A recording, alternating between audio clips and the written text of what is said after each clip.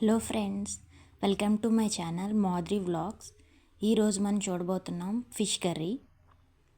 దీనికోసం నేను తీసుకున్నాను ఒక 1 kg ఫిష్. దాని తర్వాత మనం యాడ్ చేస్తున్నాం 1 tablespoon of turmeric powder, 2 tablespoon of chilli powder and 2 tablespoon of salt. అవి యాడ్ చేసుకున్న తర్వాత దాన్ని మనం పక్కన పెట్టుకొని స్టవ్ మీద ఆయిల్ పోసుకొని దాంట్లో మనం గ్రైండ్ చేసి పెట్టుకున్న ఆనియన్ పేస్ట్ వేయాలి. నేనైతే 5 ఆనియన్స్ తీసుకున్నాను.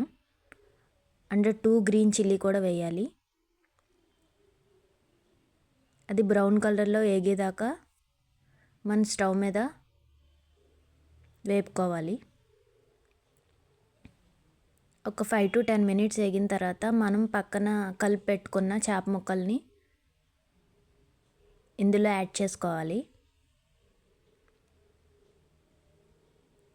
యాడ్ చేసుకొని ఒకసారి కలుపుకొని ఒక 5 minutes ఆ నూనె దానికి పట్టేలాగా ఉంచాలి. ఉంచిన తర్వాత మనం 1 glass ఆఫ్ వాటర్ యాడ్ చేసుకోవాలి. ఇందులో యాడ్ చేసుకొని మనకి బాయిల్ అవుతున్న తర్వాత ఈ లోపల మనం చింతపండు నానబెట్టుకోవాలండి. నేను ఒక లెమన్ సైజ్ అంత చింతపండుని తీసుకుని దాని పక్కన నానబెట్టుకున్నాను. ఈ లోపల ఇది ఉడుకుతుంది. దీన్ని సిమ్లో పెట్టుకోవాలి. ఇప్పుడు మనం సిమ్లో పెట్టుకొని ఒక 20 minutes ఉడికిన తర్వాత మనం నానబెట్టుకున్న చింతపండు ఇందులో యాడ్ చేసుకోవాలి.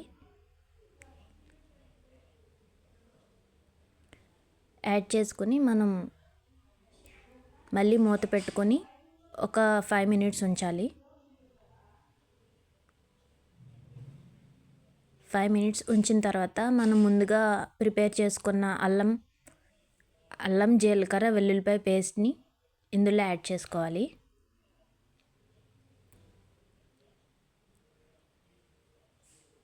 అదంతా దానికి పట్టేలాగా ఒక 2 minutes ఉండనివ్వాలి. ఉండనిచ్చిన తర్వాత లాస్ట్లో మనం గార్నిష్ కోసం కొత్తిమీర యాడ్ చేసుకొని ఒక 2 minutes స్టవ్ పై ఉంచి స్టవ్ ఆఫ్ చేసుకోవాలి. అప్పుడు ఎంతో ఎమ్మీగా ఉండే ఫిష్ కర్రీ రెడీ అవుతుంది. ఈ వీడియో కనుక మీకు నచ్చినట్టయితే please like, share and subscribe to my channel. నేను కొత్తగా ఛానల్ పెట్టానండి. మీకు కనుక ఈ రెసిపీ నచ్చితే please like and subscribe to my channel. Thank you for watching.